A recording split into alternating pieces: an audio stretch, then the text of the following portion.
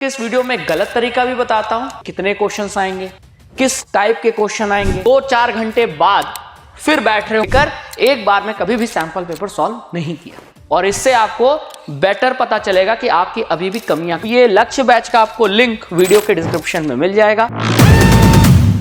क्या है sample paper को सॉल्व करने का सही तरीका, what is the best method, ये मैं आज के इस वीडियो में बताने वाला हूं। बच्चों, आपके स्कूल्स में प्री बोर्ड एग्जाम या तो शुरू होने वाले होंगे या तो शुरू हो गए होंगे, और कुछ महीनों बाद आपके बोर्ड एग्जाम भी आ जाएंगे।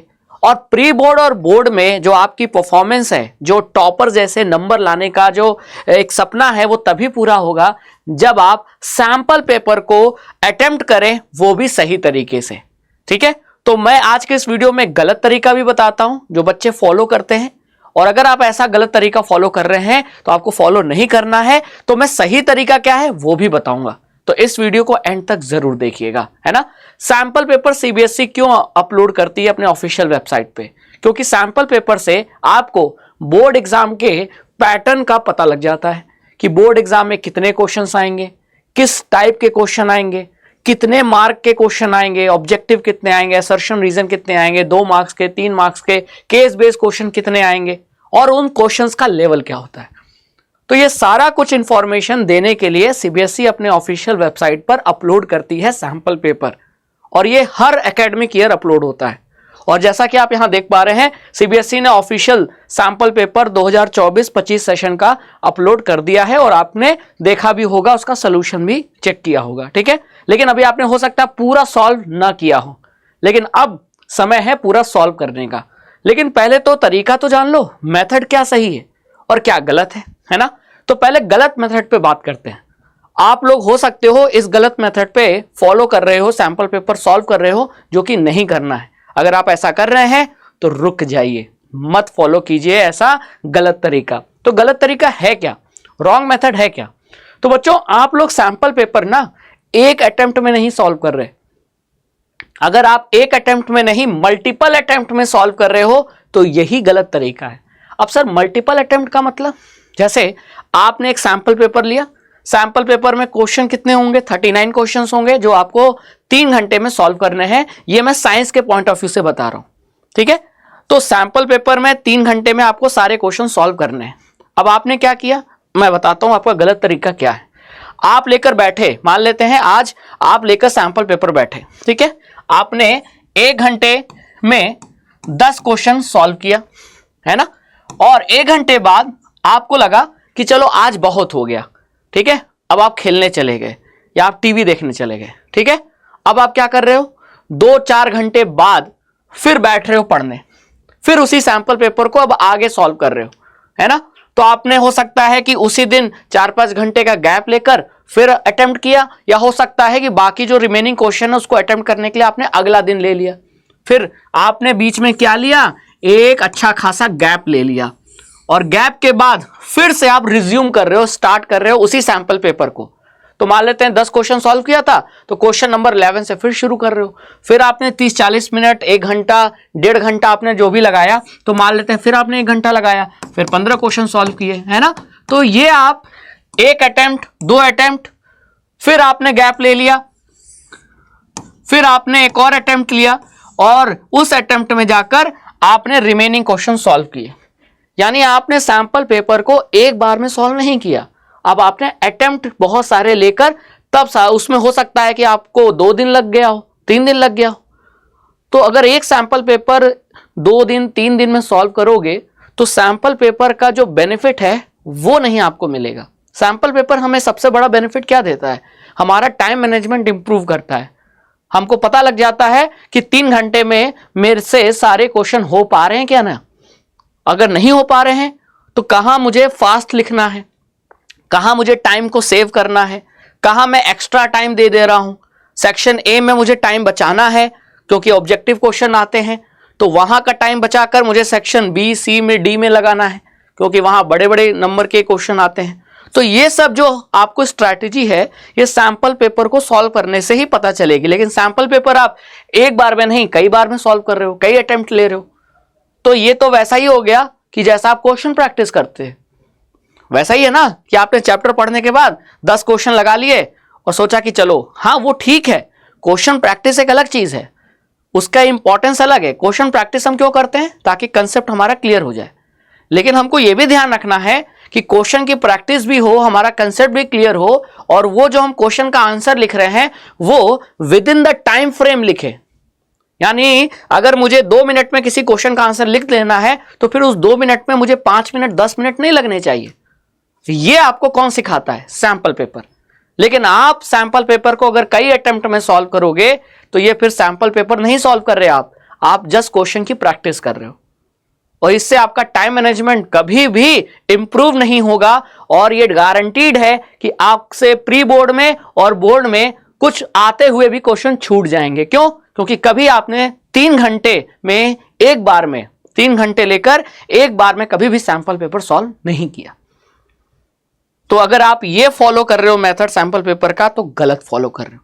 आपको गैप ले लेके फॉलो नहीं करना है। अब मैं बताने जा रहा हूं सही तरीका। तो सही तरीका अब आपको पता भी चल गया होगा क्या, कि भैया सैंपल पेपर के लिए मुझे सबसे पहले 3 घंटे का समय क्या करना है? निकालना है।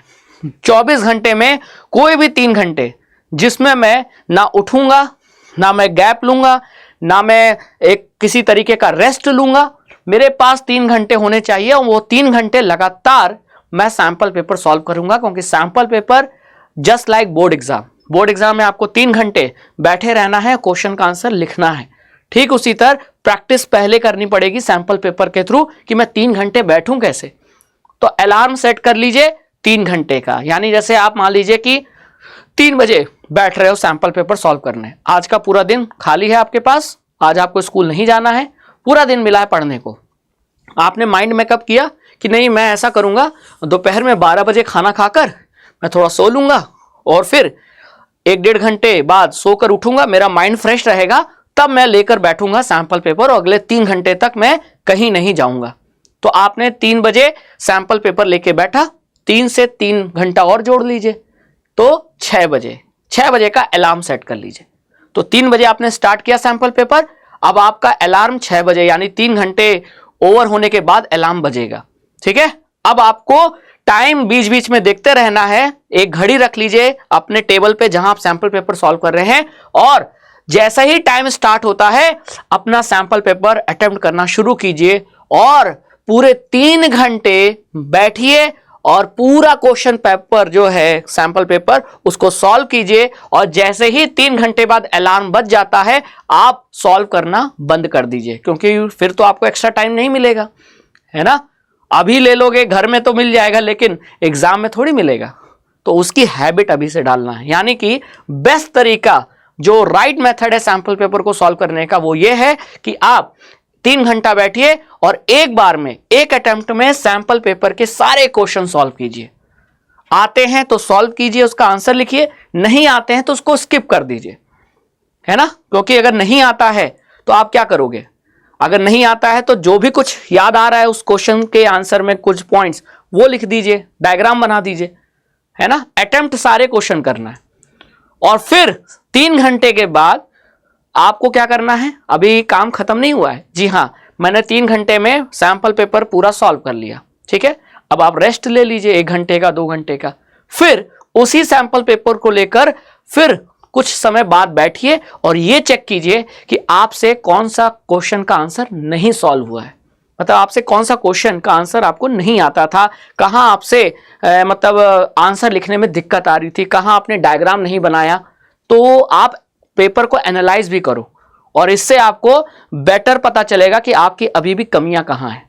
और यही काम आप बार बार करते जाओगे। सैंपल पेपर 3 घंटे में लगाओ, फिर एनालाइज करो, और ऐसे अगर आप 4-5 सैंपल पेपर लगा लेते हो बोर्ड एग्जाम के पहले तक, तो आप बोर्ड एग्जाम तक आते आते आप परफेक्ट हो जाओगे। आपको पता चल जाएगा कि 3 घंटे में मुझे कितनी स्पीड मेंटेन करनी है, किस क्वेश्चन में कितना लिखना है और टू द पॉइंट कैसे लिखना है ना।